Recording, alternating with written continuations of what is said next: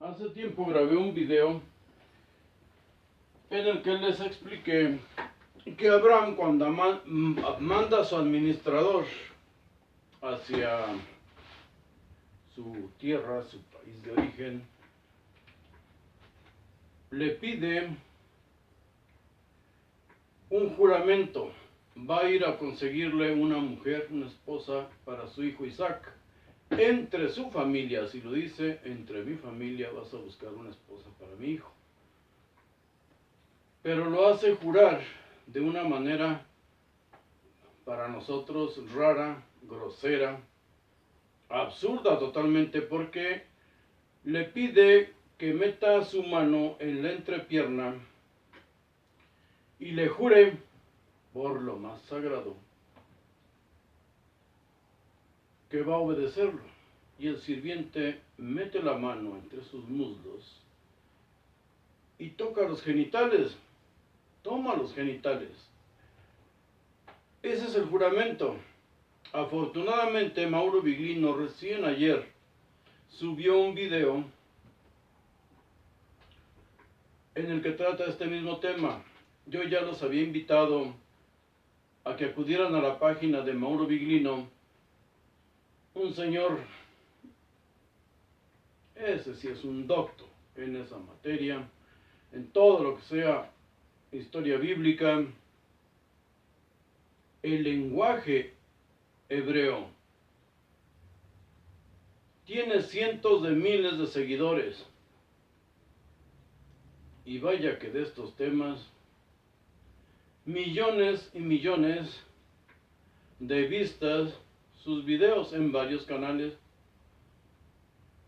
Nosotros vamos apenas a llegar al 1,000,000, lo cual ya es decir mucho.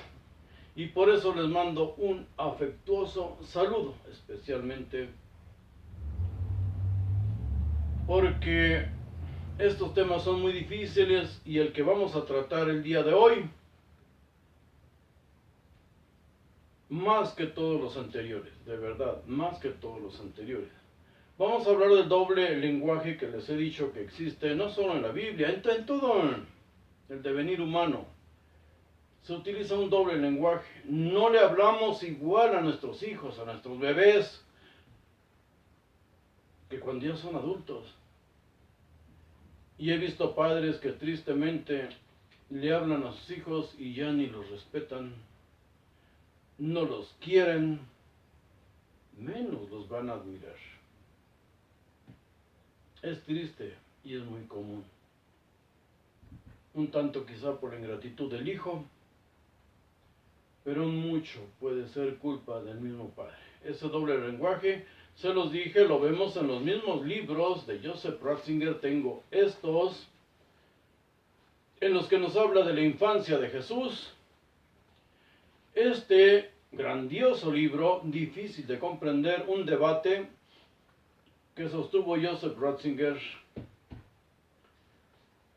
con un ateo eminente, y el tema era ¿Dios existe? Y luego, siendo papa, escribió estos dos libros: Jesús de Nazaret, de la infancia hasta la crucifixión. Aunque introduce sus vastos conocimientos ahí, el lenguaje es para que lo lea todo el mundo.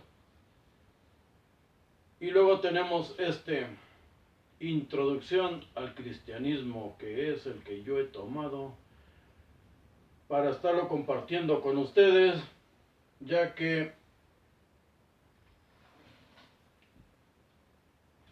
si él piensa así, mejor dicho, si él piensa y lo expone, ¿por qué nosotros hemos de seguir, como dice San Pablo, como niños que aún se alimenten con leche, con el dedo en la boca? Ratzinger dice que ese lenguaje para la gente gregaria, le llama a él, la gente vulgar, la gente del montón, gente gregaria, por decirlo elegantemente, es diferente, es muy diferente al lenguaje difícil, duro, que realmente está escrito en la Santa Biblia, que de santo no tiene absolutamente nada. Y llevamos ya 170 videos o más hablando de esto, de lo que nadie quiere hablar, que es eso. Dice él que la gente simple, sencilla, no puede entender porque se usa un lenguaje obstruso, oscuro, difícil de comprender para la gente que no tiene estudio siquiera básico. Eso dice Ratzinger, pero nadie insulta más a sus propios seguidores, a los que lo mantenían, que el mismo San Pablo. Lo hemos visto ya antes. Les dice, como acabo de hacer notar, quisiera darles alimento sólido, pero ustedes son niños recién destetados. Aún se alimentan con leche de cabra, de burra, de camella. Triste, pero su grosería o su insulto no para ahí. Recuerden que hace 2 o 3 videos leí lo que les dice a los pobres gálatas. Estúpidos. Necio es la palabra que usan los traductores, necio. Pero nosotros conocemos los sinónimos. Estúpido, tarado, ignorante, zafio. Es un insulto muy feo. Y también nos dice, lo vamos a ir desglosando ahorita, hablándole a su gente, a la que escogió Dios, el Espíritu Santo.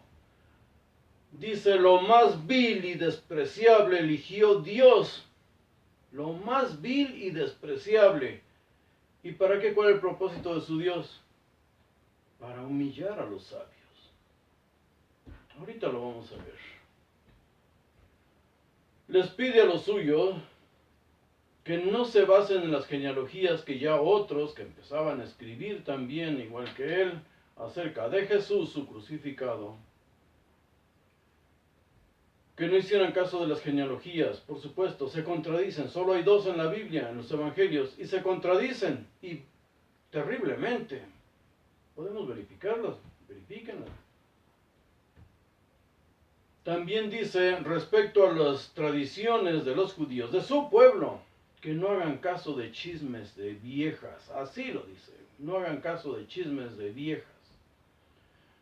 Por eso yo los he invitado siempre, que si vamos a leer una cita bíblica, veamos todo el contexto. Y si vamos a leer una carta que nunca fue para México, Argentina, Chile, Venezuela, era para un pueblo, una comunidad que él había creado, tenía problemas y quería resolverlos, los regañaba, los insultaba. No, la carta a los Gálatas no era para todo el mundo, y menos para 2000 años después, por favor. Por eso es la tristeza de todo lo que había evolucionado de los filósofos. 2500 años y nosotros, nuestra mente, nuestros conocimientos, regresan atrás incluso de ellos que ya habían superado eso de creer que su Dios se parecía a ellos. Por eso debemos nosotros de analizar muy bien lo que leímos antes de Genófanes. ¿Qué dice él de los dioses? O del Dios de los judíos, o de Zeus, o de todos los dioses, porque todos son iguales. Dice que solo una mente aberrante, solo un engendro moral, dice él, solo un engendro moral puede adorar a este tipo de dioses, porque todos aquellos y el Dios judío eran iguales. ¿Y cómo eran? Vamos a leerlo porque solo de la Biblia, que es palabra de Dios, me pueden creer. El Dios de Israel contra los amalequitas o amalecitas. Dice, las trajeron de Amalec porque el pueblo se reservó lo mejor de las ovejas y de las vacas para ofrecerlas en sacrificio al Señor su Dios. Lo demás sí lo exterminamos.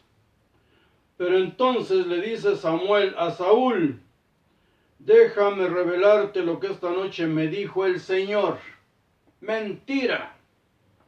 Esos viejos mañosos, ¿cómo iban a hablar con un torito? ¿Cómo Dios iba a ser representado con un torito que el otro cargaba aquí? Por favor, abramos nuestra mente y nuestra Biblia. Le dice Samuel a Saúl, déjame revelarte lo que esta noche me dijo el Señor. Saúl le respondió, dímelo pues.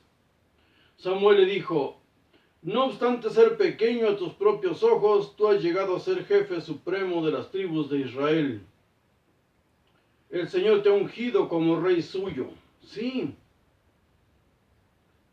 Él lo ungió, pero ¿quién escribió las leyes? Ese es el reino de los cielos que predicaban todos los mesías judíos, todos.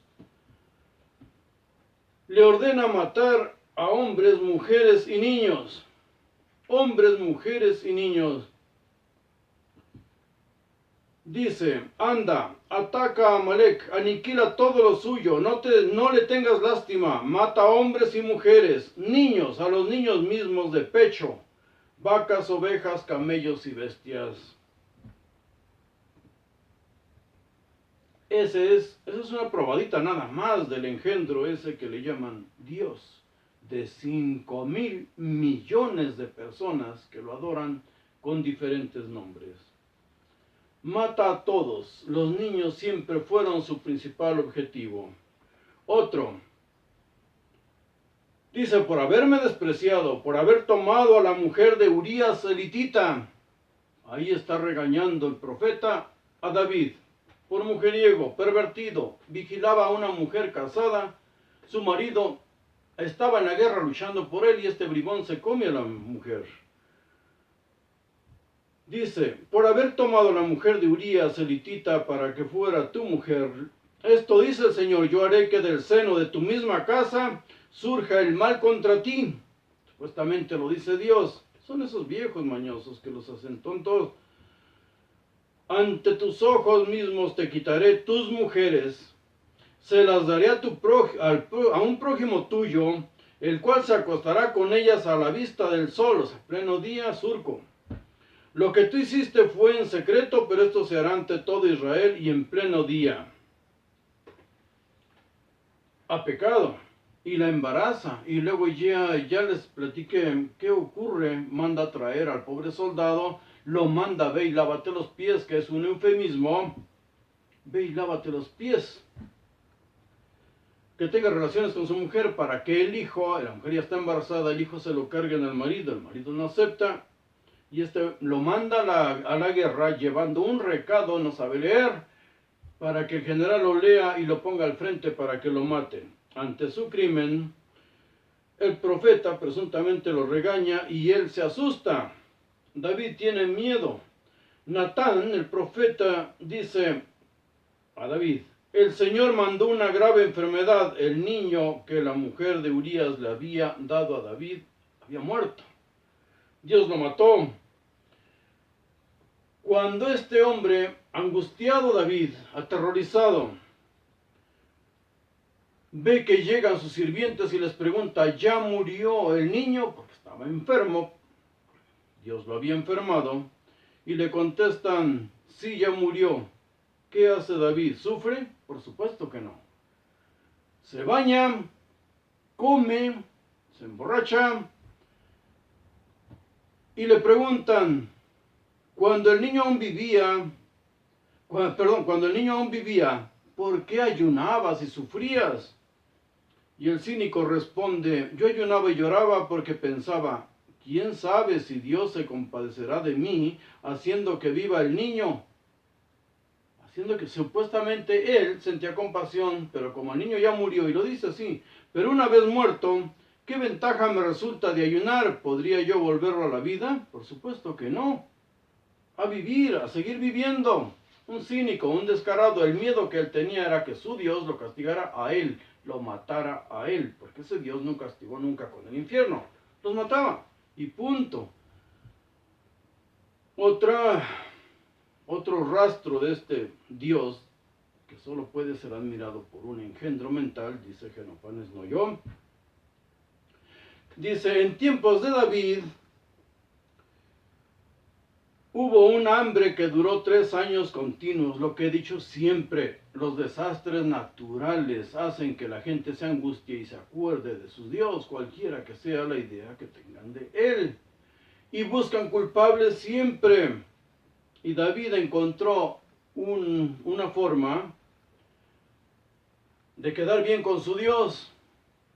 Un sacrificio humano. 7 personas mandó él a que las mataran, y ni siquiera él las ejecutó.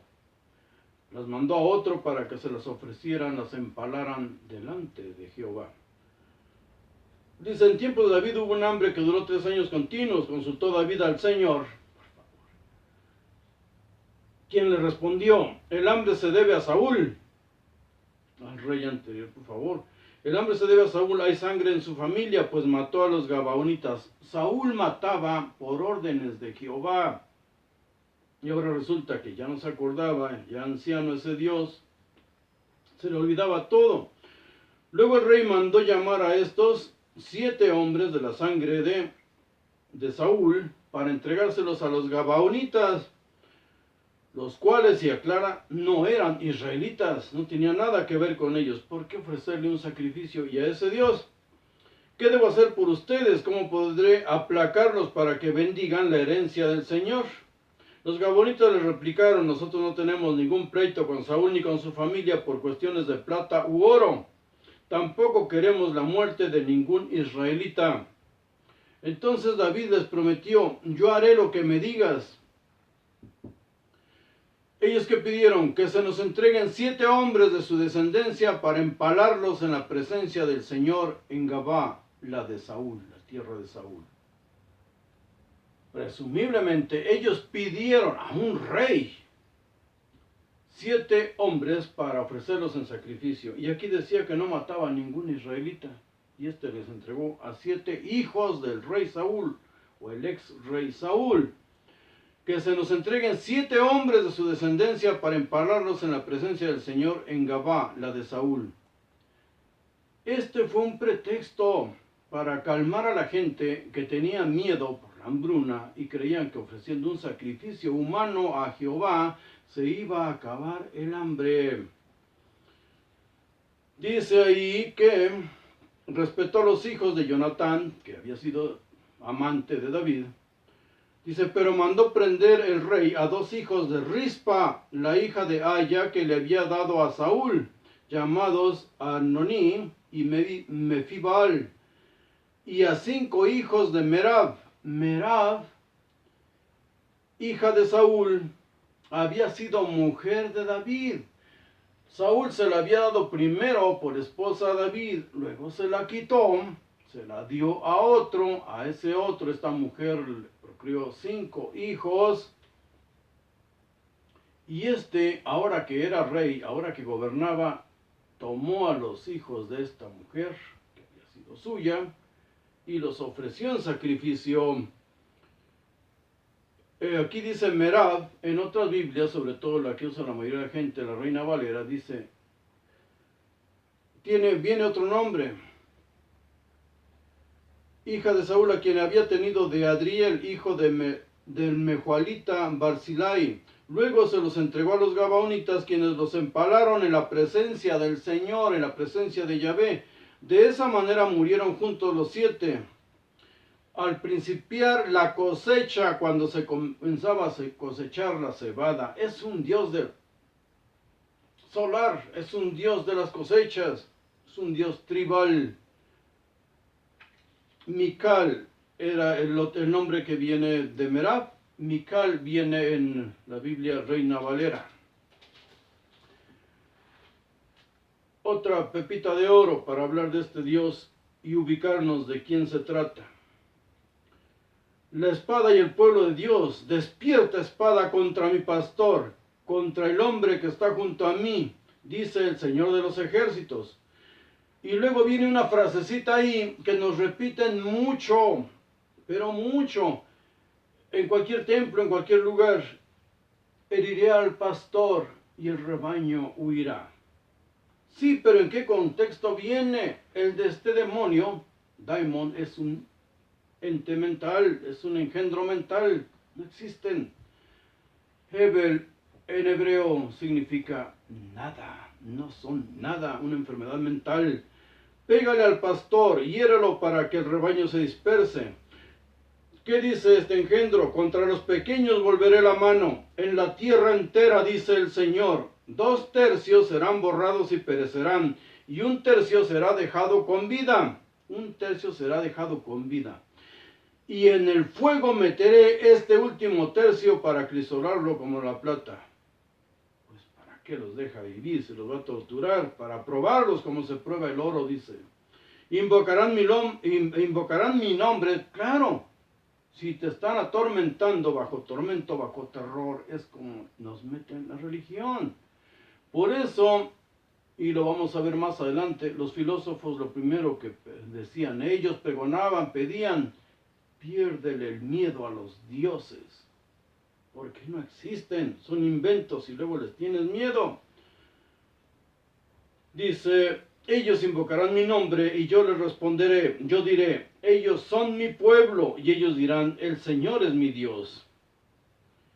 La otra mitad de la ciudad, ¿y de cuál ciudad está hablando? ¿Cuál ciudad es la que va a arrasar? Jerusalén. Él no pelea contra otra gente más que con la suya, contra el pueblo que lo adora. Si ya no le tienes miedo a los dioses, ya no te hace nada. Claro, no vivas en un pueblo fanático. Dice, porque voy a juntar a todas las naciones contra Jerusalén para el combate, y la ciudad será tomada. A su pueblo, su ciudad, Jerusalén. Contra Jerusalén para el combate, y la ciudad será tomada. Saqueadas las casas y violadas las mujeres. No sabe otra este perverso. La mitad de la ciudad será deportada, mas la otra mitad no será borrada de la ciudad. Eso de verdad podemos creer que es un Dios, y un Dios de paz, dicen algunos, y un Dios de amor. Estamos locos, solo un engendro moral puede adorar a este tipo de seres. Jesús predicaba el reino de los cielos. Pablo vino y predicó a Jesús, sin mencionarlo para nada, ni sus milagros, nada, absolutamente nada. Reino de los cielos es el reino aquí en la tierra. Es el reino soñado de todos ellos, como el de Saúl o de David. Pero cuando eligió Samuel, un viejito perverso, pervertido, recordemos cuando estaban profetizando, desnudos los viejos ahí, desnudos. Y viene el relato, ya lo vimos, cuando llega Saúl buscándolos, ya están en el cerro, los escuchó, y se empieza a quitar la ropa para llegar y predicar con ellos. Y todavía dice ahí, se preguntaban todos, ¿también Saúl es un profeta? No seamos bobos. Reino de los cielos es reinar, gobernar aquí en la tierra, pero con las leyes de Samuel, porque él fue el que las escribió para Saúl, después se las pasaron a David. Y la ley que le dicen ley de Moisés, que no es ley de Moisés, ya lo hemos visto, son leyes que escribió Dios con su propio dedo y se equivocó. Cuando vemos las que están en Éxodo y cotejándolas con los de Deuteronomio, hay errores. Les he dicho, Ratzinger, todo el mundo lo ve. Los científicos tienen un pensamiento más profundo. Solo alguien que tiene talento razona, piensa, duda de todo. Solo alguien con talento creó las religiones. El primer sabio, por eso dice, me río de la sabiduría de los sabios. ¿En serio? Me río de la sabiduría de los sabios, dice Jehová. Porque un sabio, Pitágoras, fue el primero que inventó la religión. ¿Y dónde vemos eso de que me río de la sabiduría de los sabios? Hay infinidad de pasajes. Escribir un solo verso en Biblia paralela, en la computadora, la tablet, el mismo teléfono, y nos van a venir todos los que versan igual. En Proverbios 26, del 11 al 12, dice ahí, como perro que vuelve a su vómito, es el necio que repite su necedad. Pregunta, ¿has visto a un hombre que se tiene por sabio? Más esperanza hay para un necio que para él. Está en Proverbios.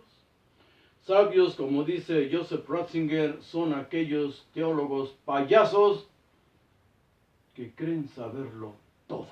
Tienen una respuesta para todo, aunque es una sola palabra, Dios y sus misterios. En 2 Pedro 2:22 repite eso. El perro vuelve a su propio vómito y la puerca lavada vuelve a su estiércol. Pero ¿de qué hablaba Pedro? De todos aquellos que habían ido con esa secta y después regresaban al judaísmo. Porque estos crearon otra religión, no Jesús. Fueron estos para vivir de él, comer del cuerpo, la sangre y la cruz de Jesús. En 1 Corintios 1:26 dice, pues consideren, hermanos, su propio llamamiento cuando fueron reclutados para la secta. Recuerden, hermanos, su propio llamamiento. No hubo muchos sabios, obvio, conforme a la carne, o sea, sabiduría mundana. Ni muchos poderosos, ni muchos nobles son llamados. No creen en eso. 1 Corintios 1:20 dice, ¿dónde está el sabio? ¿Dónde está el escriba? ¿Dónde está el polemista de este siglo? Polemistas eran los judíos que dialogaban con ellos. Y más adelante vamos a ver un duelo verbal que sostiene Pablo con los filósofos. Pero no cualquier filósofo. Los filósofos pensaban, había corrientes filosóficas diferentes, como las hubo también en el judaísmo. No eran sectas. Está mal traducido eso. No eran sectas. Eran corrientes filosóficas, corrientes de pensamiento, porque todas tendían hacia gobernar el pueblo.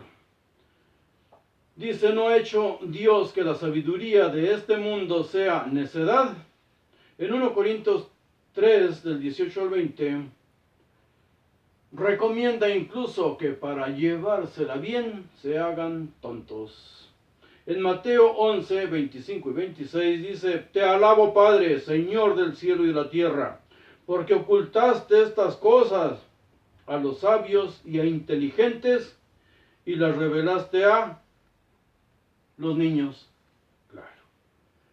En Lucas 10:21 repite exactamente lo mismo.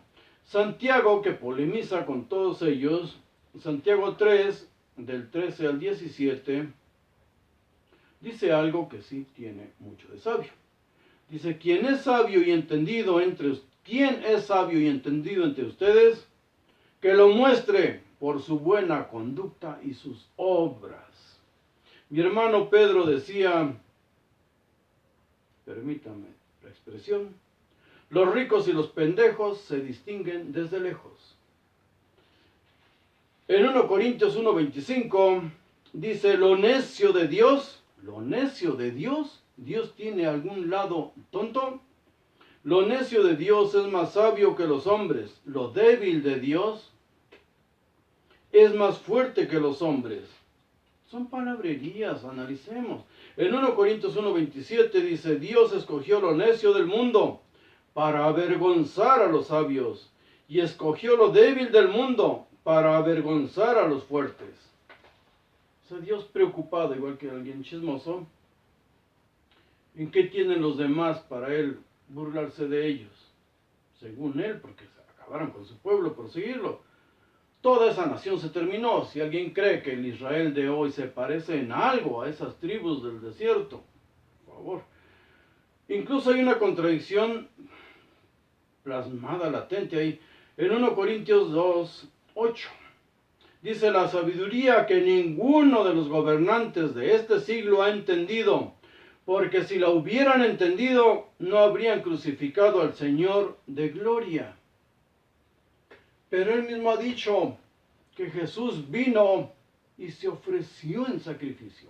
Y si no hubiese sido crucificado, no se hubiera realizado y llevado a cabo el plan de salvación que fue escrito desde el principio de los cielos, de los tiempos, perdón. Porque tanto amó Dios al hombre que engendró un hijo, lo mató, se lo mató a sí mismo, porque sin sangre no hay perdón, para perdonar los pecados de los demás. Entonces todos los que lo atormentaron, torturaron, crucificaron y mataron, solo estaban cumpliendo ese plan de salvación. Sin él no hubiera habido Jesucristo.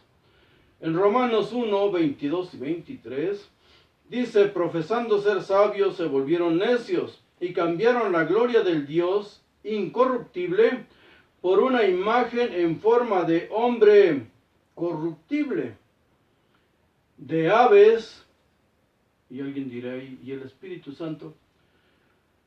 De aves, de cuadrúpedos y de reptiles. Catolicismo creo que se llama hoy. Adorar todo tipo de imágenes. Odiaban tanto a los sabios porque ellos empezaron a darle forma, solo ellos tenían conocimientos, profundos conocimientos, como para analizar, llegar a un pensamiento realmente abstracto, dejarse de imágenes, dejarse de figuras, dejarse de tonterías y tratar de razonar en algo. Y fue Pitágoras, del siglo VI antes de Cristo, un filósofo natural y un carismático espiritual, el primero que le dio forma, pensamiento, empezó a razonar. Fue el primero que habló o que usó la palabra filosofía y la dejó a sus seguidores. Fue el primero que usó la palabra matemáticas, Pitágoras. Y si estudiamos a los científicos, no pastorcitos, sacerdotes, los que viven de la fe, de la ignorancia de la gente, sino los que viven para crear, formarse y participarnos de conocimientos. ¿De qué nos sirven? Y hay unos tontos que dicen, ¿para qué te afanas? Nada te llevas. No, piensa en lo que dejas, a tus hijos, a tus amigos, a los jóvenes que de pronto se encuentran con tus videos. Que no los hagan tontos, por lo menos. El núcleo de la doctrina de Pitágoras contenía una filosofía metafísica del concepto de número. Él le dio un sentido metafísico profundo. Y tiene sentido. Entre otros apuntes vemos los días del año 365. Es fácil comprobar que 365 es la suma de 3 cuadrados consecutivos. 365 es igual a 10 al cuadrado, más 11 al cuadrado, más 12 al cuadrado. Otra cosa, 365 es también igual a la suma de los 2 cuadrados siguientes, 13 y